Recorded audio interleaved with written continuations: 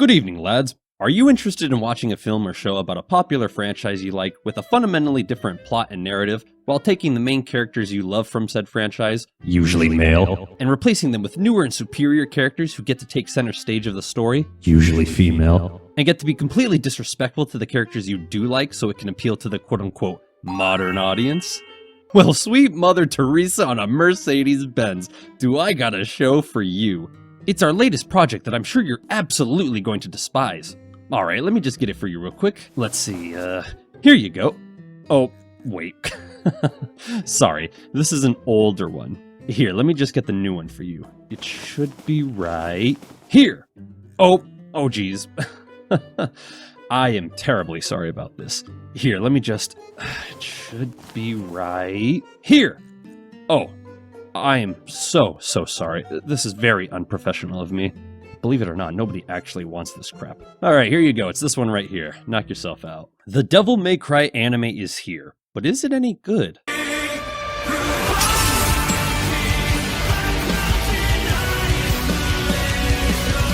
To be honest, the concept of the plot is not a bad idea. It's more so the execution of it all.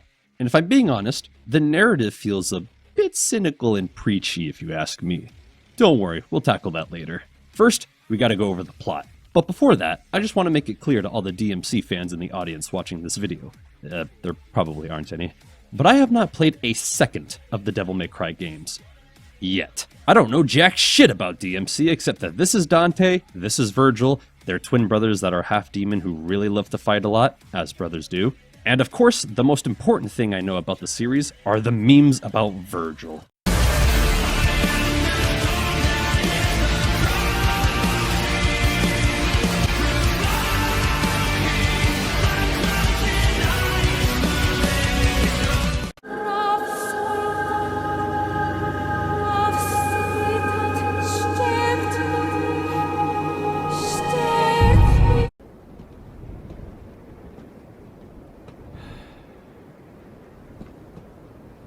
God, they're just so funny. They're just so freaking funny.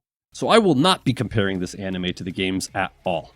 Which honestly doesn't matter, because to my knowledge, this anime is set in its own little timeline, and is not connected to the games whatsoever. So whatever happens in this anime does not affect the overall game story. So please don't crucify me if I say something sacrilegious to the games. It's not Easter yet. I'm not ready for that. Anyways, let's talk about the plot of the anime. Our story begins with these hired guns breaking into the Vatican and stealing old artifacts and treasures. But little did they know, they were being set up by their employer to be slaughtered. This is where the White Rabbit comes in, our main villain for the season. He reveals he hired the mercenaries, who happen to also be American soldiers as well, so he can reveal that he has stolen the sword of the Demon Knight Sparta, and will use it to break the wall between the demon world and the human world.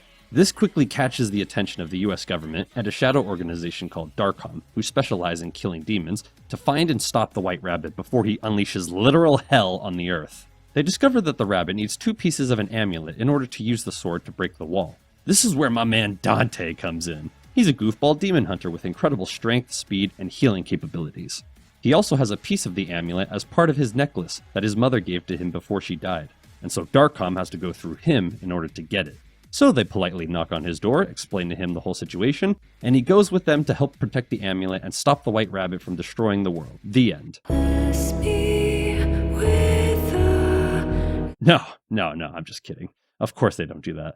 Instead, they choose violence and hire a bunch of bounty hunters to try and steal the amulet from Dante. But he folds them all like a freaking lawn chair because he has superhuman capabilities. But it turns out, this was just a distraction, so the lieutenant of the Darkham special unit, called Lady, yes, I know her name is Mary, I don't care, can quickly jump in and steal the amulet from Dante.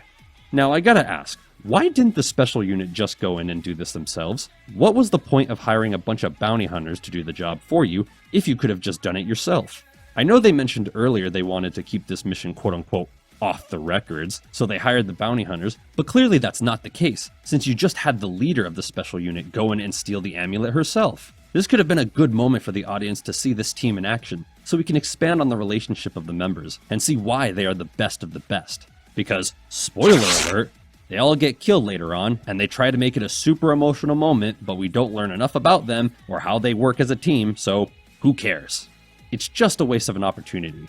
Anyways, Dante chases after Lady to get his necklace back, and she reveals that because of his incredible powers and the fact that his blood shows demon DNA, he must be part demon.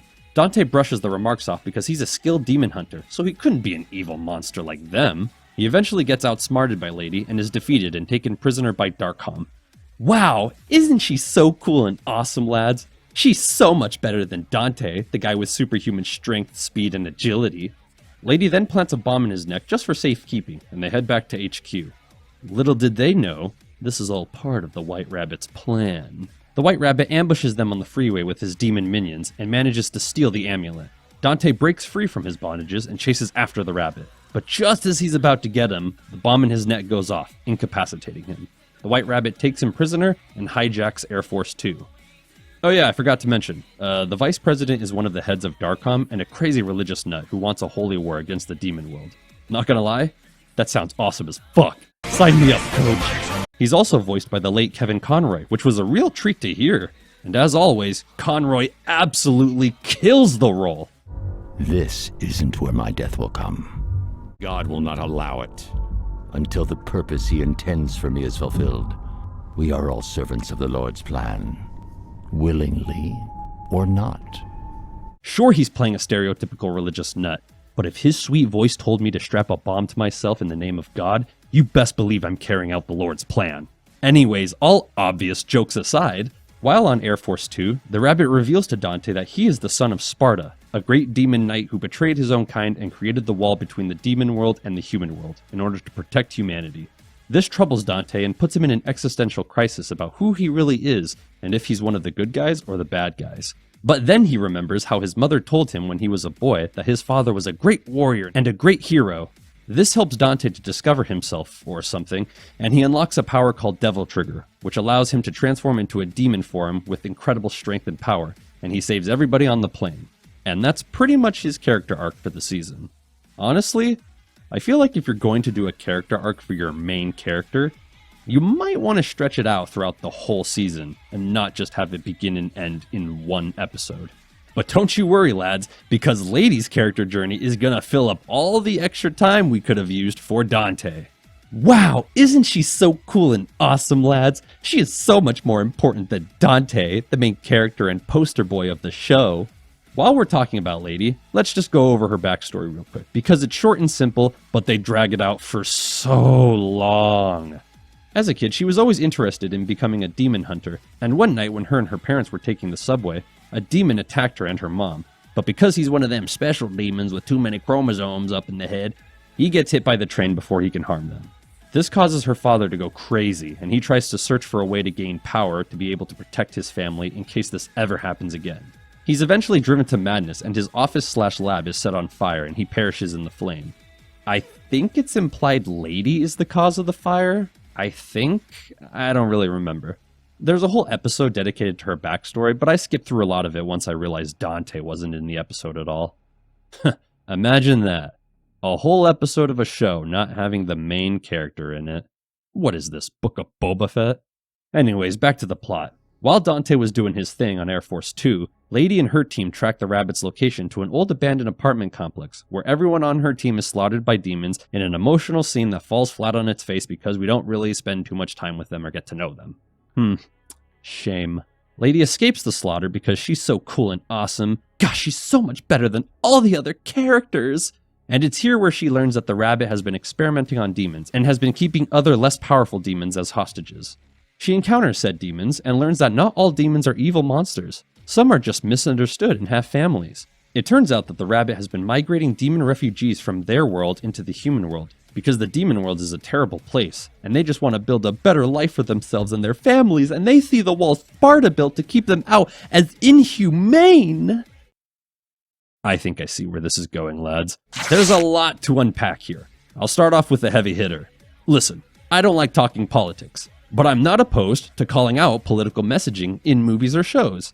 If you're a schizo off his meds like me, lads, then you probably noticed that this is relating a little too close to the current political issue of immigration, especially illegal immigration.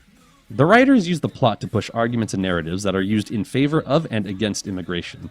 The demons view the wall as an oppressive force to keep an oppressed people out from a world of prosperity and peace. while humans see the wall as necessary to keep out all the dangerous demons who could cause a lot of harm if they were able to freely enter their world. Now I will say, I slightly respect that it tries to include both arguments in favor of and against illegal immigration, even though it does show it's biased at times. However, I don't want political messages or agendas in any of my entertainment media. Is it really that hard for you window-licking fucks in Hollywood to understand? This kind of media is supposed to be a form of escapism, something that's supposed to remove us from our mundane lives just for a little while, so we can be entertained and recharge our batteries so we can tackle the next day. And you're really going to try and do this with a series like Devil May Cry? Really? It's a game series about humans killing demons with over-the-top swords. Why are you trying to make it more grounded and include real-world issues into it?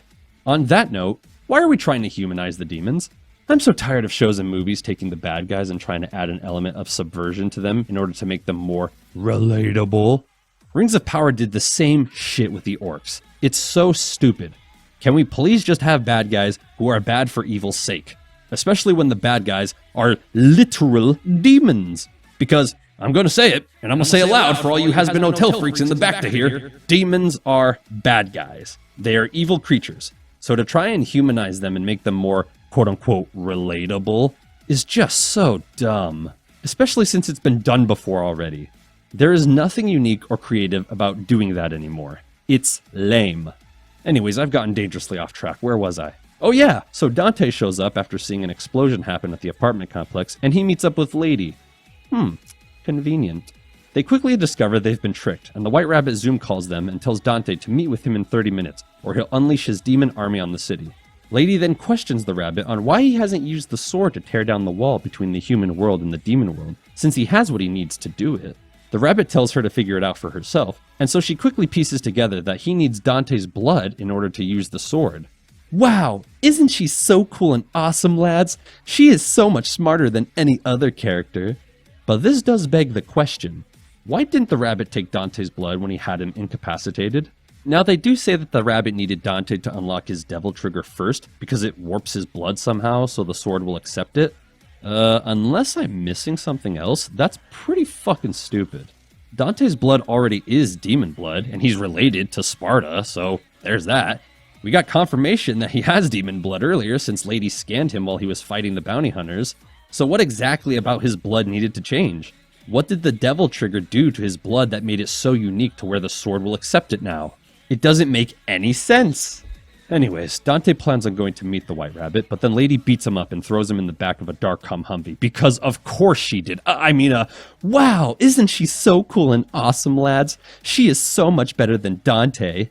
Anyways, she goes to meet the rabbit, gets her butt kicked in a pointless scene just to get her there, and then she gets cut by one of the demon's weapons that has a toxin on it to paralyze the person who gets cut by it. The rabbit is about to kill her, but then decides to monologue long enough for Dante to show up, which he does. The rabbit pleads with Dante to join him because he hates immigration laws and thinks all demons should stick together. But Dante's like, nah, you're stupid because you don't have my twin brother Virgil's half of the amulet. The White Rabbit has the other half of the amulet.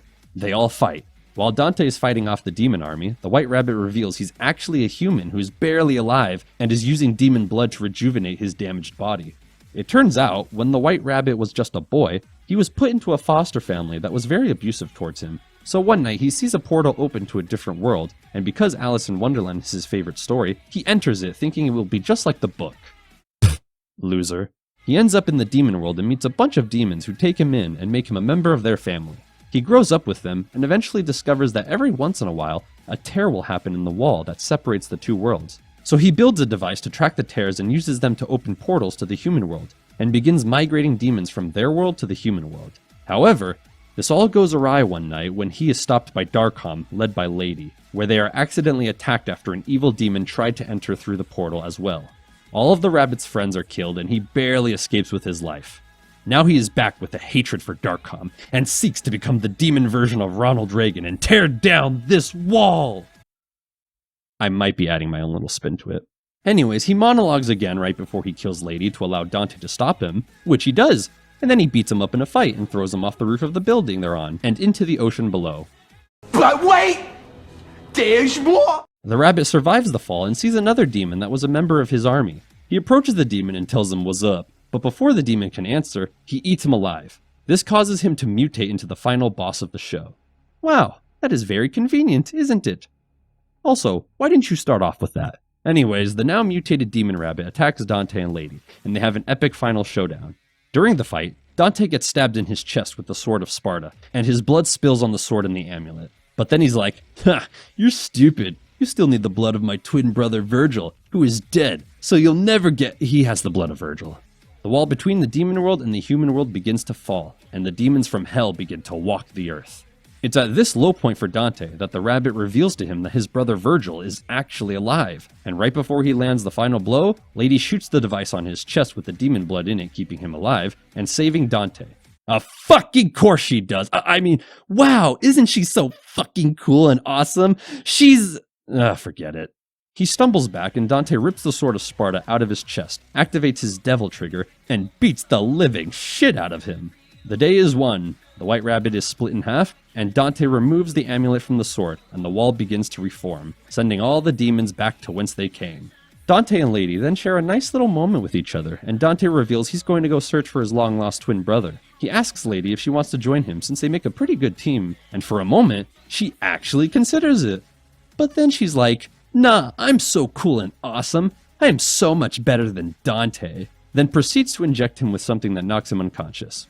Okay, that's not what she really said. She was actually given orders by the vice president to take Dante prisoner since he's half demon and he still very much wants that holy war against the demon world.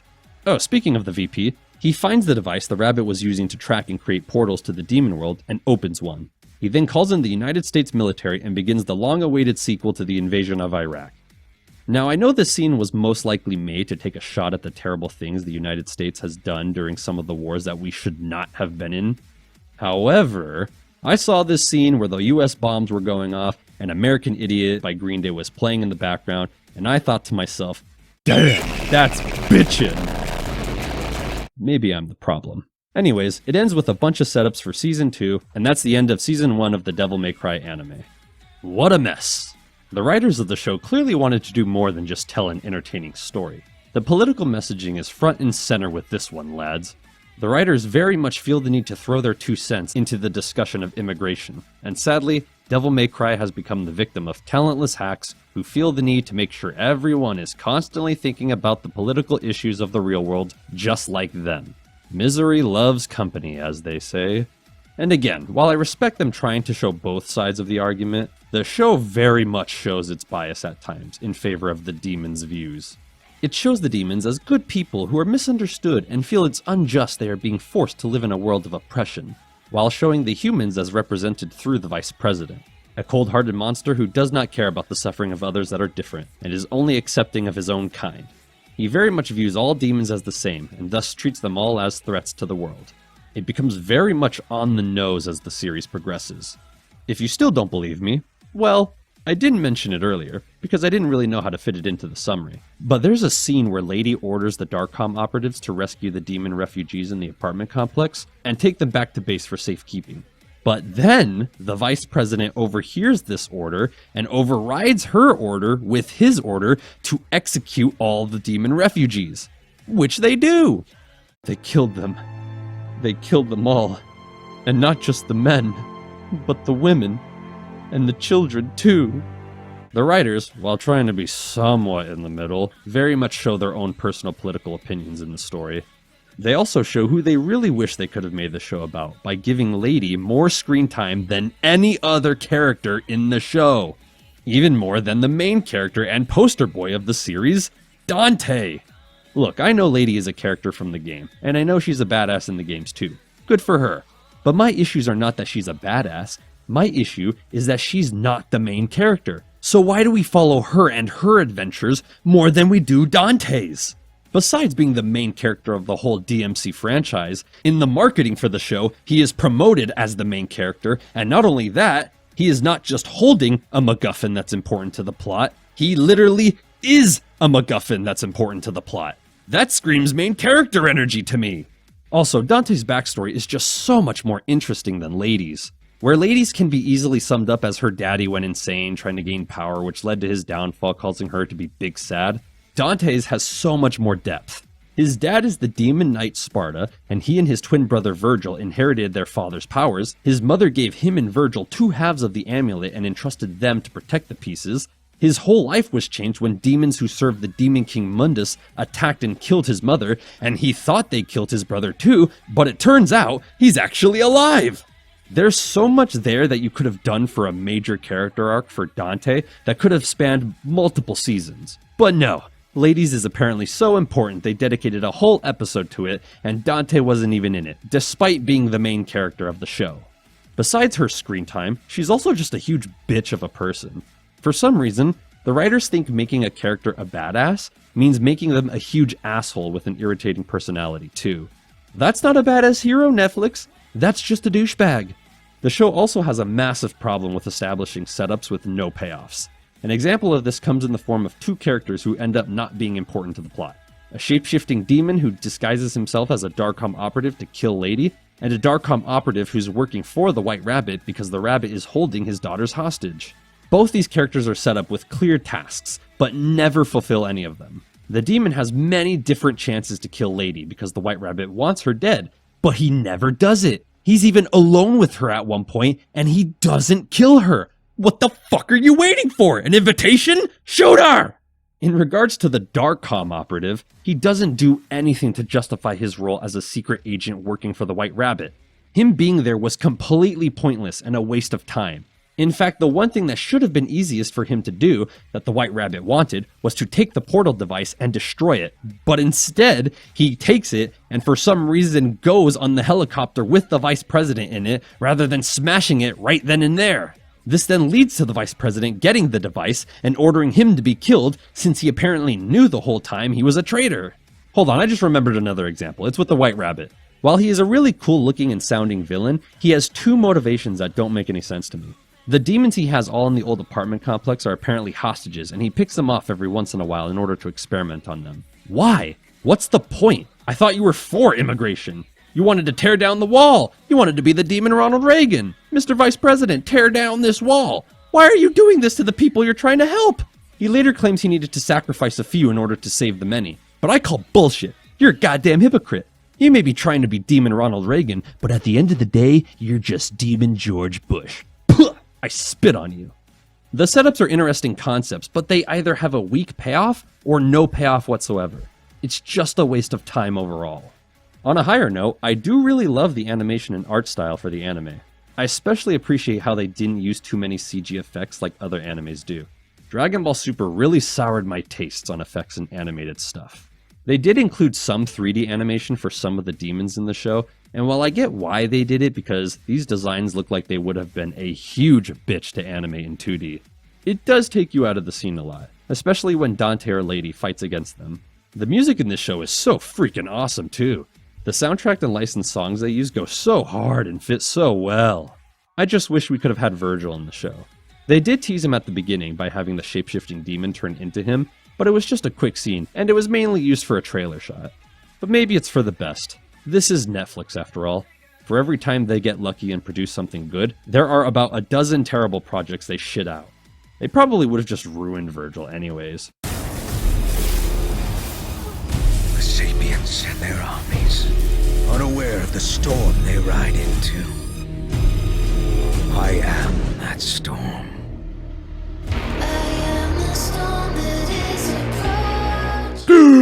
It's a 10 out of 10 from me, lads. Best show ever. I can't wait for season 2.